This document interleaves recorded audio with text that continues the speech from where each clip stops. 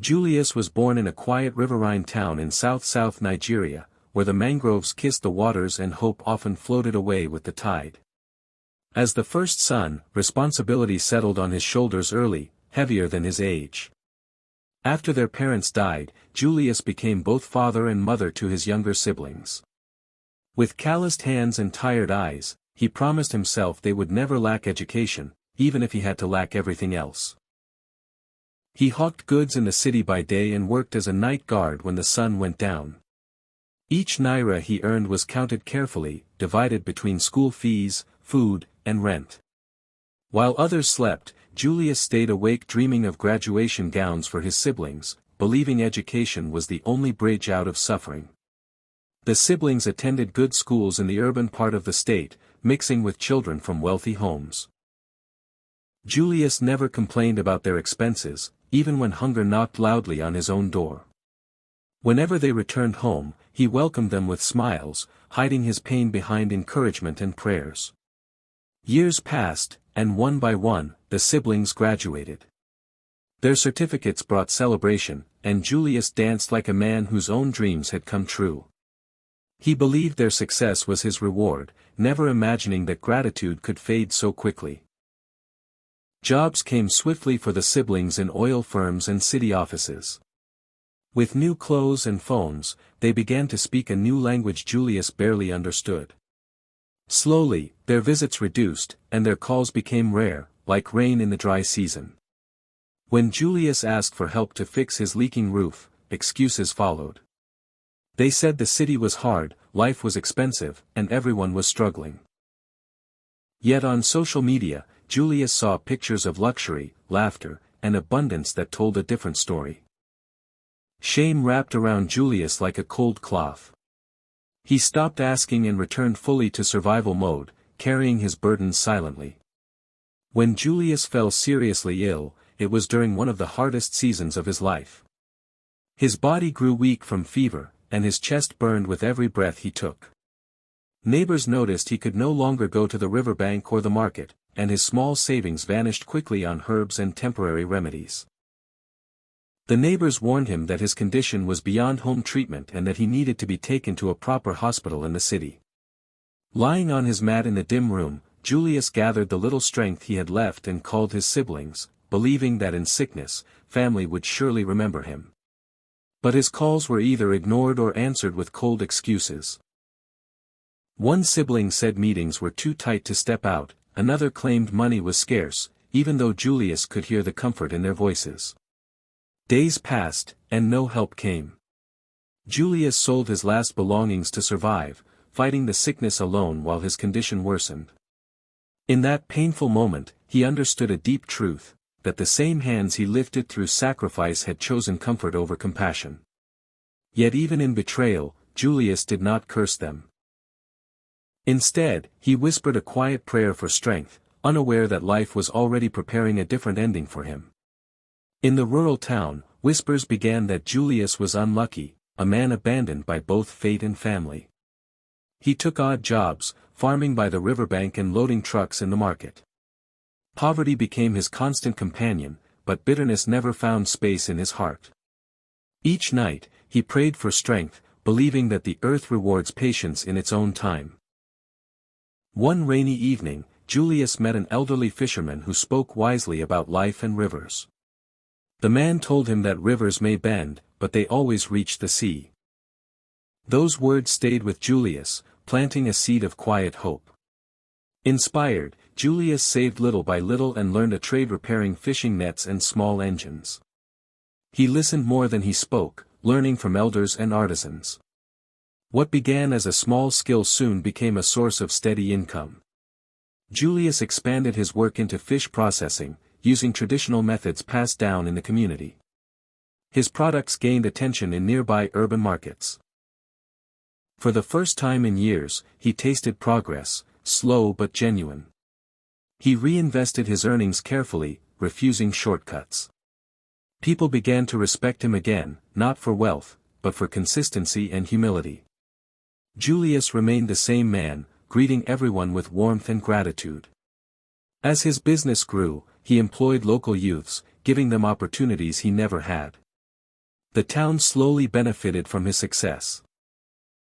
Elders began to speak his name with pride during evening gatherings. Meanwhile, in the city, the siblings' fortunes began to shake.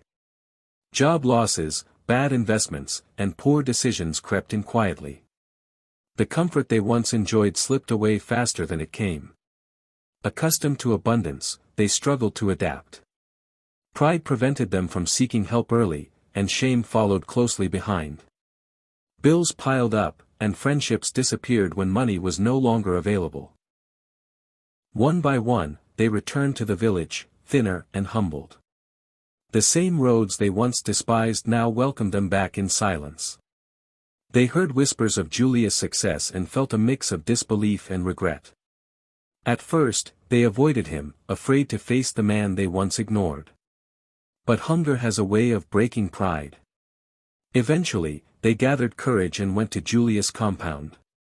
Julius saw them from afar and recognized the pain in their eyes.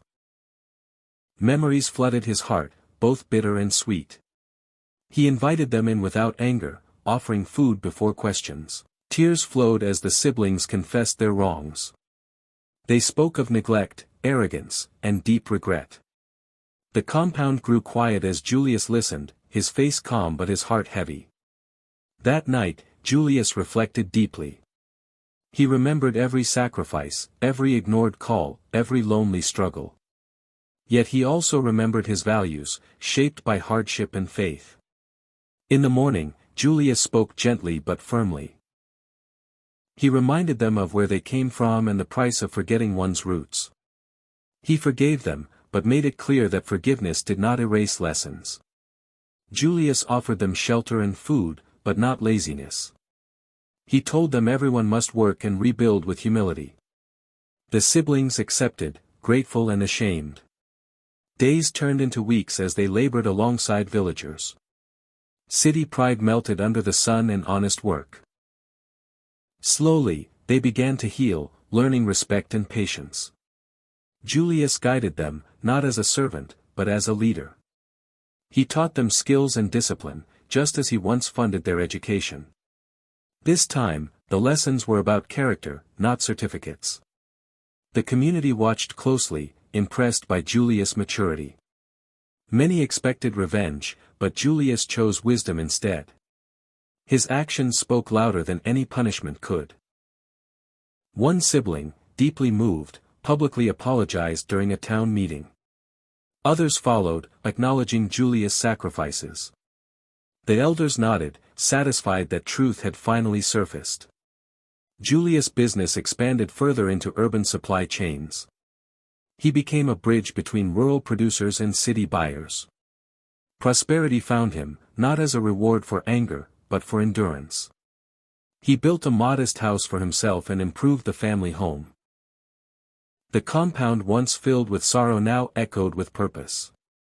Julius never forgot the days of hunger, and that memory guided his generosity. The siblings regained stability slowly, earning trust through consistency. They learned that success without humility is fragile. Julius watched quietly, proud but cautious. One evening, the siblings thanked Julius openly. They admitted that money blinded them and poverty taught them truth. Julius smiled, knowing growth often comes through pain. He reminded them that life moves in seasons. Those who mock dry seasons may not survive the storms. Julius invested in community projects, schools, and skills centers. He believed empowerment was better than charity. The town began to change, step by step. Urban traders respected Julius for fairness and honesty. His name opened doors where force never could. He remained rooted in his origins, visiting the village often. The siblings became advocates of humility, sharing their story with younger ones. Their shame transformed into wisdom. They no longer chased status, but stability and peace. Julius found love with a kind woman who admired his resilience. Together, they built a peaceful home grounded in respect. Happiness, once distant, now sat comfortably beside him. During festivals, Julius was honored as a son of the soil. Drums beat, and elders poured libations in gratitude. His journey became a lesson told to children. The siblings supported Julius' vision wholeheartedly. Unity replaced division, and trust slowly returned.